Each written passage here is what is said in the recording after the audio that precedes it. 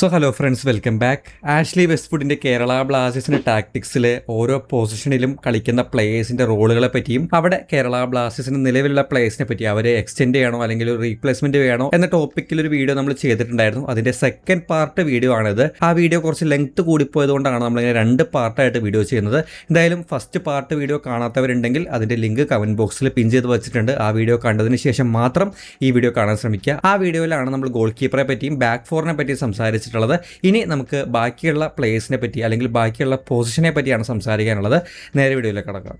ഇനി ആ ഒരു 4-1 ഡിഫെൻസീവ് ഷേപ്പിലെ സിംഗിൾ ഡിഫെൻസീവ് മിഡ്ഫീൽഡർ ഡിസ്ട്രോയർ, നിലവിലത് ഫ്രെഡി വളരെ ഭംഗിയായിട്ട് ചെയ്യുന്നുണ്ട്. പക്ഷേ ഫ്രെഡിക്കുള്ളൊരു പ്രശ്നം, ഒരു സിംഗിൾ പ്ലെയറിനെ നമുക്ക് ആ പൊസിഷനിൽ അങ്ങനെ ഡിപ്പെൻഡ് ചെയ്യാൻ പറ്റില്ല. കാരണം ഒരുപാട് വർക്ക് റേറ്റ് വേണ്ട, ഒരുപാട് ഇഞ്ചുറി ഇഷ്യൂസ് വരാൻ ചാൻസ് ഉള്ള, ഡിഫെൻസീവിൽ ഒരുപാട് പെർഫോം ചെയ്യേണ്ട, ഒരു 90 മിനിറ്റ്സ് കളിക്കേണ്ട ടൈപ്പ് ഓഫ് ഒരു പ്ലെയറാണ് ഫ്രെഡി. റീസെൻ്റ് ആയിട്ടുള്ള മാച്ചുകളിൽ ആഷ്ലി വന്നതിന് ശേഷം വളരെ ഭംഗിയായിട്ട് നമുക്ക് യാതൊരു വിധത്തിലുള്ള പ്രശ്നങ്ങളും ഇല്ലാതെ ഫ്രെഡിയുടെ ഒരു ബെറ്റർ വേർഷനാണ് നമ്മൾ ആ പൊസിഷനിൽ കണ്ടത്. പക്ഷേ ഫ്രെഡി ഓവറായിട്ട് അവിടെ ഡിപ്പെൻഡ് ചെയ്ത് കഴിഞ്ഞാൽ ഇൻ കേസ് അതിന് എന്തെങ്കിലും ഇഞ്ചുറി പറ്റി കഴിഞ്ഞാൽ നമുക്കൊരു ഒറ്റ ബാക്കപ്പ്, ഒരു ഫസ്റ്റ് 11 പ്ലെയർ തന്നെ അവിടെ ആവശ്യമുണ്ട്. കാരണം ആ പൊസിഷൻ വളരെ ക്രൂഷ്യലാണ്. ഈ പറഞ്ഞ മാൻ മാർക്കിംഗ് സിറ്റുവേഷൻസിലാണെങ്കിലും ഡിഫെൻസീവ് ഷേപ്പിലൊക്കെ ആണെങ്കിലും ആ ഒരു പ്ലെയർ കൊടുക്കുന്ന ഒരു മാർക്കിങ്ങിൻ്റെ ഒരു ബെനിഫിറ്റ് ടീമിന് വളരെയധികം അറ്റാക്കിങ്ങിൽ കിട്ടുന്നുണ്ട്. അതുകൊണ്ട് തന്നെ ഒരു 2 പ്ലെയേഴ്സെങ്കിലും ഫ്രെഡിക്ക് പുറമെ ഒരു പ്ലെയറും കൂടി ആ ഒരു സ്റ്റാർട്ടിംഗ് ലെവലിൽ തന്നെ കളിപ്പിക്കാൻ പറ്റുന്ന ക്വാളിറ്റിയുള്ള ഒരു ഇന്ത്യൻ പ്ലെയർ നമുക്ക് അവിടെ ആവശ്യമാണ്. ഇനി കുറച്ചുകൂടി ഫ്രണ്ടിലേക്ക് വരുമ്പോൾ സെൻട്രലിൽ വരുന്ന 2 പേര്, 4-1-4-1 2 പേര്, അല്ലെങ്കിൽ ബിൽഡപ്പ് ഫേസിൽ 3-2-4-1 2 പേര്. അതിൽ നമ്മൾ റീസെൻ്റ് ആയിട്ടുള്ള മാച്ചുകളിൽ കരീം ബെനാറിഫിനെയും അതുപോലെ തന്നെ ഫ്രാഞ്ചു, എബിൻദാസ് വിപിൻ, അങ്ങനെയൊക്കെയാണ് നമ്മൾ കണ്ടിട്ടുള്ളത്. അവിടെ എനിക്ക് തോന്നുന്നു ഒരു പ്ലെയർ ഈ കരീമിൻ്റെ പൊസിഷനിൽ കളിക്കുന്ന ലെഫ്റ്റ് സൈഡിൽ വരുന്ന പ്ലെയറിന് ഒരു ക്രിയേറ്റീവ് പ്ലെയർ അല്ലെങ്കിൽ ഒരു അറ്റാക്കിംഗ് മിഡ്ഫീൽഡർ കൈൻഡ് ഓഫ് ഒരു പ്ലെയറും മറ്റേത് ഒരു സെക്കൻഡ് സ്ട്രൈക്കർ കൈൻഡ് ഓഫ് പ്ലെയറിനായിട്ടാണ് ആഷ്ലി പ്രിഫർ ചെയ്യുന്നതായിട്ട് തോന്നിയത്. ഈ കരീം ബെനാറിഫിൻ്റെ പൊസിഷനിൽ ഒരു ബോക്സ് ടു ബോക്സ് സ്വഭാവം കൂടി ആ ഒരു പ്ലെയറിനെ കിട്ടുന്നുണ്ട്. 4-1-4-1 ഡിഫൻസീവ് ഷേപ്പിൽ ഓപ്പണൻറ്റ് ബിൽഡപ്പ് ചെയ്യുമ്പോൾ ഈ പ്ലെയർ അധികം ഇറങ്ങി വരുന്നില്ലെങ്കിലും ഡിഫൻസിലേക്ക് പോകുമ്പോൾ ഓപ്പണന്റ് ബിൽഡപ്പ് ചെയ്ത് അവർ മിഡിൽ തേർഡ് കഴിഞ്ഞ് നമ്മുടെ ഹാഫിലേക്ക് വരുന്ന സിറ്റുവേഷനിൽ ഈ പ്ലെയറിന്റെ ഡിഫൻസീവ് വിപിൻ അവിടെ കളിക്കുമ്പോഴൊക്കെ ഡിഫൻസീവിൽ കൂടി നന്നായിട്ട് ഇറങ്ങി വരുന്നത് കാണാൻ സാധിച്ചിരുന്നു. സോ അവിടെ ഒരു creative player cum box to box player. നിലവിൽ നമുക്ക് ഫോറിൻ ഓപ്ഷനായിട്ട് കരീമുണ്ട്. കരീമിൻ്റെ ഒരു കൺസേൺ എന്ന് പറയുന്നത് ഫിറ്റ്നസ് ഇഷ്യൂ ആണ്. ക്രിയേറ്റീവ് പാസുകൾ കളിക്കുന്നുണ്ട്, ഒരു പക്ക പ്ലേ മേക്കർ മെറ്റീരിയൽ ആണ്. പക്ഷേ അവിടെ ഒരു പടി കൂടി ഒരു നെക്സ്റ്റ് ലെവലിലേക്ക് പോകണം എന്ന് പറയുന്ന ഒരു ആഗ്രഹം എനിക്കുണ്ട്. കാരണം അവിടെ കുറച്ചുകൂടി ക്രൂഷ്യൽ ആയിട്ടുള്ള ഒരു ഇമ്പോർട്ടൻ്റ് ആയിട്ടുള്ള റോൾ വഹിക്കാൻ ആ ഒരു പ്ലെയറിന് സാധിക്കും. ഒരു കംപ്ലീറ്റ് ഡോമിനേഷൻ കൊടുക്കുന്ന രീതിയിൽ, ഗോൾ അടിക്കാനും ഗോൾ അടിപ്പിക്കാനും പറ്റുന്ന രീതിയിൽ. വിപിനും അത്യാവശ്യം ഓക്കെ ആയിട്ട് കളിച്ചു. പക്ഷേ അവിടെ ഈ പറഞ്ഞ പോലെ ഒരു അപ്ഗ്രേഡ് വേണം എന്നാണ് എൻ്റെ ഒരു പേഴ്സണൽ ഒപ്പീനിയൻ. ആൻഡ് ഇവിടെ എല്ലാവർക്കും ഒരു കൺസേൺ എന്ന് പറയുന്നത് ലൂണയ്ക്ക് ആഷിയുടെ ടാക്ടിക്സിൽ റോൾ ഉണ്ടോ അല്ലെങ്കിൽ ഒരു ഓപ്ഷൻ ഉണ്ടോ എന്നുള്ളതാണ്. ഈ പോസ്റ്റിൻ്റെ അദ്ദേഹം സെറ്റ് ആയിരിക്കും, കുറച്ചുകൂടി അറ്റാക്കിംഗ് ഫ്രണ്ടിലായിട്ടാണ് അദ്ദേഹം വരിക. വിങ്ങേഴ്സ് ആയിട്ടുള്ള ഒരു ലിങ്കപ്പ് സെറ്റായിരിക്കും. ഈ പറഞ്ഞ ഗോൾ അടിക്കാൻ പറ്റുന്ന സിറ്റുവേഷനിലൊക്കെ അദ്ദേഹം കൂടുതൽ വരും. ഡിഫെൻസീവ്ലി റോൾ ഉണ്ടെങ്കിലും ഓവർ ഡിഫെൻസീവ് അല്ലെങ്കിൽ ഒരു നമ്മൾ ആദ്യം 4-4-2 ഈ 2 ഡബിൾ പിവറ്റിൽ ഒരാളായിട്ടൊക്കെ യൂസ് ചെയ്യുന്ന അത്രയും ഡിഫെൻസീവ് ഡ്യൂട്ടി വരില്ല, ഓവർലോഡ് അധികം വരില്ല. പക്ഷേ ഒരു നല്ല പെർഫോം ചെയ്യാനുള്ളൊരു റോള് ആ പോസ്റ്റിലുണ്ട്. ലൂണ അവിടെ സെറ്റാവും എന്നാണ് എൻ്റെ ഒരു പ്രതീക്ഷ. ലൂണ അല്ലെങ്കിൽ അവിടെ ആ ക്രിയേറ്റീവ് പ്ലെയർ ആയിട്ട് കളിക്കാൻ പറ്റുന്ന ഒരു ബോക്സ് ടു ബോക്സ് പ്ലെയർ ആയിട്ട് കളിക്കാൻ പറ്റുന്ന ഒരു അപ്ഗ്രേഡ് അവിടെ വരണമെന്ന് ആഗ്രഹിക്കുന്നുണ്ട്. ഇനി ആ ഒരു ഫ്രാഞ്ചുവിൻ്റെ പൊസിഷൻ അല്ലെങ്കിൽ റൈറ്റ് ഹാഫ് സ്പേസിൽ വരുന്ന ആ ഒരു പ്ലെയർ, അത് ഞാൻ പറഞ്ഞ പോലെ കുറച്ചുകൂടി സെക്കൻഡ് സ്ട്രൈക്കർ. ഇപ്പോൾ ഫ്രാഞ്ചു കരീം വെച്ച് നോക്കുകയാണെങ്കിൽ 2 പേരും ക്രിയേറ്റീവ് ആണ്. ത്രൂ ബോൾസ് കളിക്കുന്നുണ്ട്, ഫ്രണ്ടിലേക്ക് പാസ് സപ്ലൈ ചെയ്യുന്നുണ്ട്. പക്ഷേ കുറച്ചുകൂടി ഒരു ഷോട്ട് എടുക്കാൻ പറ്റുന്ന അല്ലെങ്കിൽ ബോക്സിനകത്തേക്ക് വരാൻ പറ്റുന്ന, കെവിൻ്റെ പാസിൽ മുഹമ്മദൻസിനെതിരെ നേടിയ ഗോൾ പോലെ അത്തരത്തിലുള്ള ഫിനിഷിംഗ് കൂടി നേടാൻ പറ്റുന്ന ഒരു കൈൻഡ് ഓഫ് പ്ലെയറിനാണ് അവിടെ ആവശ്യം. ഫ്രാഞ്ചു അവിടെ സെറ്റാണ്, ക്വാളിറ്റി ഉണ്ട്. എനിക്ക് തോന്നുന്നു ഈ റൈറ്റ് വിങ്ങിൽ നിന്ന് കിട്ടുന്ന ഒരു സപ്പോർട്ടായിരിക്കാം അദ്ദേഹത്തിൻ്റെ കുറച്ചുകൂടി ക്വാളിറ്റി ലിമിറ്റ് ചെയ്തായിട്ട് തോന്നുന്നത്. കാരണം നമ്മൾ ഓൾറെഡി ഡിസ്കസ് ചെയ്തതാണ്, കെവിൻ കൊടുക്കുന്ന ടൈപ്പ് ഓഫ് ഒരു സപ്പോർട്ട് റൈറ്റ് വിങ്ങിൽ നിന്ന് ഫ്രാഞ്ചുവിന് കിട്ടുന്നില്ല. അത് കിട്ടിക്കഴിഞ്ഞാൽ ചിലപ്പോൾ ഈവൻ നമുക്ക് കെവിൻ ആ പാസ് കൊടുക്കുമ്പോൾ അദ്ദേഹം സ്കോർ ചെയ്യുന്ന ഗോളൊക്കെ കാണാം. അതുപോലെ റൈറ്റ് വിങ്ങിൽ നിന്നൊരു ബോളൊന്നും അദ്ദേഹത്തിന് കിട്ടിയിട്ടില്ല.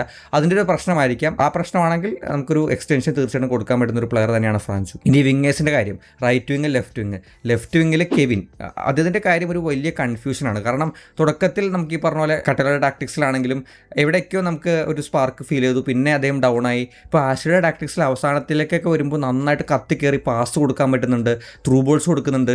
ആ ലാസ്റ്റ് മാച്ചിലെ ഒരു ഗോള്, ആ ഒരു നോസതൊക്കെ നേടുന്ന ടൈപ്പ് ഓഫ് ഒരു കേളർ അദ്ദേഹം അടിച്ച് കയറ്റുന്നുണ്ട്. ആൻഡ് ഇവിടെ എനിക്കൊരു സംശയം ഉണ്ടായിരുന്നത് കുറച്ച് ടൈറ്റായുള്ള ആഷിയുടെ ടാക്ടിക്സിൽ അദ്ദേഹം കളിക്കുമ്പോഴും കുറച്ചുകൂടി ടൈറ്റായ ടീമുകൾക്കെതിരെ അദ്ദേഹം എങ്ങനെ കളിക്കും, കുറച്ചുകൂടി പൂട്ട് വന്നു കഴിഞ്ഞാൽ അദ്ദേഹം എങ്ങനെ കളിക്കും എന്നുള്ളതാണ്. അത് FCOക്കെതിരെ കളിച്ചപ്പോൾ തുടക്കത്തിൽ അതിന് പാസ് കിട്ടാൻ കുറച്ച് ബുദ്ധിമുട്ടുണ്ടായിരുന്നെങ്കിലും സെക്കൻഡ് ഹാഫിലേക്കൊക്കെ വരുമ്പോൾ പാസ് കിട്ടുമ്പോൾ അവിടെയും അദ്ദേഹം അത് കാണിക്കുന്നുണ്ട്. സോ കെവിൻ്റെ കാര്യം എനിക്കിപ്പോഴും ഒരു ഉറപ്പില്ല, ഒരു കൺഫ്യൂസ്ഡ് സ്റ്റേജിലാണ്. സോ അത് ഞാൻ നിങ്ങൾക്ക് വിട്ടുതരാം. വരെയാണ്. നിങ്ങൾക്ക് ആ പോസ്റ്റിൽ എന്താണ് ഫീൽ ചെയ്യുന്നുള്ളത് നിങ്ങളുടെ അഭിപ്രായം പറയുക. പക്ഷേ ഒരു സംശയമില്ലാതെ പറയാൻ പറ്റുന്ന കാര്യം റൈറ്റ് വിങ്ങിൽ നമുക്കൊരു അപ്ഗ്രേഡ് ആവശ്യമാണ്. നിഹാൽ ആ പോസ്റ്റിൽ കളിച്ചു, ലാസ്റ്റ് മാച്ചിൽ ശ്രീകുട്ടൻ കളിച്ചു. ശ്രീകുട്ടൻ ഒരു ഗോളൊക്കെ അടിച്ചെങ്കിലും എനിക്ക് ആ വിങ്ങിൽ ഒരു ഇമ്പാക്റ്റ് ഉണ്ടാക്കുന്ന ലെഫ്റ്റ് വിങ്ങിൽ ഒരു ഫോറിൻ പ്ലെയർ ഉണ്ടാക്കുന്ന ഒരു ഇമ്പാക്റ്റ് റൈറ്റ് വിങ്ങിൽ നമുക്ക് ഉണ്ടാക്കാൻ പറ്റില്ലെങ്കിലും ആ റൈറ്റ് വിങ്ങിൽ കൂടി ആ മൂവ്മെൻറ്റ്സ് വരുന്ന പന്ത് ക്യാരി ചെയ്യാൻ പറ്റുന്ന പ്ലെയറിനെ ബീറ്റ് ചെയ്ത് പോയിട്ട് ക്രോസ് കൊടുക്കാനും ഈ ഹാഫ് സ്പേസിൽ നിൽക്കുന്ന ഫ്രാഞ്ചുവിനെ ഫൈൻഡ് ചെയ്യാനും അവിടെ ലിങ്കപ്പ് കളിക്കാനൊക്കെ പറ്റുന്ന ഒരു പ്ലെയറിനെ നമുക്ക് ആവശ്യമാണ്, ഒരു അപ്ഗ്രേഡ് ആവശ്യമാണ്. കോറു നമുക്കുണ്ട്, കുറച്ച് പ്രശ്നങ്ങൾ കാരണമാണ് അദ്ദേഹം ISL അദ്ദേഹം കളിക്കായിരുന്നത് നാഷണലി വന്നതിന് ശേഷം. പക്ഷേ കോറു അവിടെ സെറ്റ് ആയിരിക്കും എന്ന് തോന്നുന്നുണ്ട്. കാരണം കോറു ഓൾറെഡി കഴിഞ്ഞ സീസണിൽ പ്രൂവ് ചെയ്തിട്ടുള്ള ഒരു യങ് പ്ലെയർ ആണ്. പക്ഷേ സ്റ്റിൽ നമുക്ക് അവിടെ ഒരു റൈറ്റ് വിങ്ങിൽ ഒരു ഓപ്ഷൻ, ഒരു ഇന്ത്യൻ ഓപ്ഷൻ നോക്കണം എന്ന് പറയുന്ന ഒരു ആവശ്യം എനിക്ക് തോന്നുന്നുണ്ട്. കാരണം കോറുവിനാണെങ്കിൽ ഒരു 90 മിനിറ്റ്സ് എല്ലാ മാച്ചിലും അദ്ദേഹം തിളങ്ങുമെന്ന് തോന്നുന്നില്ല. കഴിഞ്ഞ സീസണിലും അദ്ദേഹത്തിൻ്റെ ചില മാച്ചുകളിൽ അദ്ദേഹം ഓഫായി പോകുന്നുണ്ട്, ചില മാച്ചുകളിൽ ഫുൾ മിനിറ്റ് അതിൻ്റെ സേവനം കിട്ടുന്നില്ല. സോ അതുകൊണ്ടൊക്കെ തന്നെ റൈറ്റ് വിങ്ങിൽ ഒരു ഫസ്റ്റ് ചോയ്സ് ആയിട്ട് കളിപ്പിക്കാൻ പറ്റുന്ന ഒരു വിങ്ങർ, അത്യാവശ്യം പന്ത് ക്യാരി ചെയ്യാൻ പറ്റുന്ന, പാസ് ഫൈൻഡ് ചെയ്യാൻ പറ്റുന്ന ടൈപ്പ് ഓഫ് ഒരു ഇന്ത്യൻ വിങ്ങറിനെ നമുക്ക് തീർച്ചയായിട്ടും ആവശ്യമാണ് നെക്സ്റ്റ് സീസണിൽ. ഇനി ബാക്കിയുള്ളത് ഒരു സ്ട്രൈക്കറാണ്, ഏറ്റവും ഫ്രണ്ടിൽ നിൽക്കുന്ന സ്ട്രൈക്കർ. ഇവിടെ ശരിക്കും പേഴ്സണലി ഞാൻ കാണാൻ ആഗ്രഹിക്കുന്നത് ഒരു ഇന്ത്യൻ സ്ട്രൈക്കറിനെയാണ്. കാരണം ഇവിടെ ഇന്ത്യൻ സ്ട്രൈക്കർ വരുമ്പോൾ ബാക്കിൽ ഫ്രാഞ്ചു അല്ലെങ്കിൽ കരീം ആ കളിക്കുന്നത് പോലെ സെക്കൻഡ് സ്ട്രൈക്കറായിട്ടും അതുപോലെ തന്നെ അറ്റാക്കിംഗ് മിഡ്ഫീൽഡറായിട്ടും ഫോറിൻ പ്ലേയേഴ്സ് നമുക്ക് ഉപയോഗിക്കാൻ പറ്റും. അത് മാത്രമല്ല, കാരണം ഈ സ്ട്രൈക്കറിന് പല സമയത്തും ഒരു ഡമ്മി റണ്ണർ അല്ലെങ്കിൽ ഒരു ഡമ്മി റോൾ കൊടുക്കുന്ന രീതിയിൽ എനിക്ക് ഫീൽ ചെയ്തു. കാരണം പല സമയത്തും ഈ ബാക്കിൽ നിന്ന് വന്ന് ഗോൾ അടിക്കുന്ന ഫ്രാഞ്ചു ഗോൾ അടിക്കുന്നുണ്ട്. ഇപ്പോൾ വിപിൻ അടിച്ച ഗോൾ നോക്കുകയാണെങ്കിൽ ബാക്കിലേക്ക് കൊടുക്കുന്ന ഒരു ബോളാണ്. അതുപോലെ തന്നെ ഈ വിങ്ങർ ഹാഫ് സ്പേസിൽ നിൽക്കുന്ന സെൻട്രൽ മിഡ്ഫീൽഡർ അവർ തമ്മിലുള്ള ലിങ്കപ്പ് വഴി വരുന്ന ഷോട്ടുകളുണ്ട്. വിങ്ങർ ഇപ്പോൾ കെവിൻ അടിച്ച ഗോളൊക്കെ ഉണ്ട്. അവിടെയൊക്കെ അവരുടെ സെൻട്രൽ ബാക്സിനെ ഒന്ന് പൊസിഷൻ മാറ്റിയൊക്കെ കൊടുക്കാൻ വേണ്ടിയിട്ട് പറ്റുന്ന ഒരു സ്ട്രൈക്കറിനെ അവിടെ ആവശ്യം. ആൻഡ് ചാൻസ് കിട്ടിക്കഴിഞ്ഞാൽ വിക്ടർ ഫിനിഷ് ചെയ്ത ടൈപ്പ് ഓഫ് ബോളുകൾ ആ സ്ട്രൈക്കറിന് കിട്ടും. അത് ഫിനിഷ് ചെയ്യാനും പറ്റണം, ഫിനിഷിംഗ് എബിലിറ്റി വേണം, ജസ്റ്റ് ഒന്ന് ഓടിയാൽ മാത്രം പോരാ. സോ അവിടെ ഒരു ഇന്ത്യൻ സ്ട്രൈക്കർ വരികയാണെങ്കിൽ, ഇന്ത്യൻ സ്ട്രൈക്കർ ക്ലിക്ക് ആവുകയാണെന്നുണ്ടെങ്കിൽ പുറകിൽ ഫോറിൻ പ്ലേയേഴ്സിന് കുറച്ചുകൂടി ഫ്രീ ആയിട്ട് ഗോൾ അടിക്കാനും പറ്റും എന്ന് തോന്നുന്നുണ്ട്. ആൻഡ് അവിടെ നമുക്ക് ഇന്ത്യൻ ഓപ്ഷനായിട്ട് ഇപ്പോൾ നിലവിലുള്ള ഒരു ഫസ്റ്റ് ചോയ്സ് അജിസലാണ്. സൂപ്പർ ലീഗ് കേരളയിൽ കളിച്ച ഗെയിം ടൈം ഇവിടെ കിട്ടിയിട്ടില്ല. കിട്ടിയ ഗെയിം ടൈമിൽ ഗോൾ അടിച്ചുവെങ്കിലും അവിടെ അത്ര ഒരു കോൺഫിഡൻസ് ഫീൽ ചെയ്തില്ല.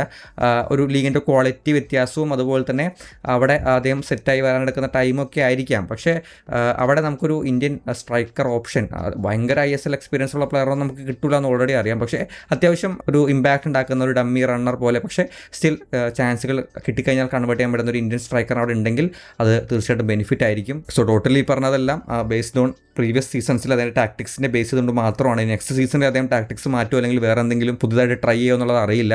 ലീഗ് മാറുമ്പോൾ, ടീമുകൾ മാറുമ്പോൾ അതിനനുസരിച്ച് ചിലപ്പോൾ ടാക്ടിക്സ് മാറാം.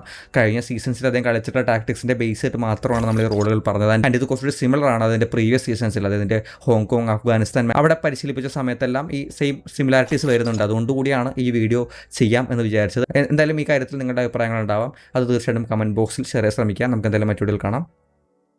ബൈ.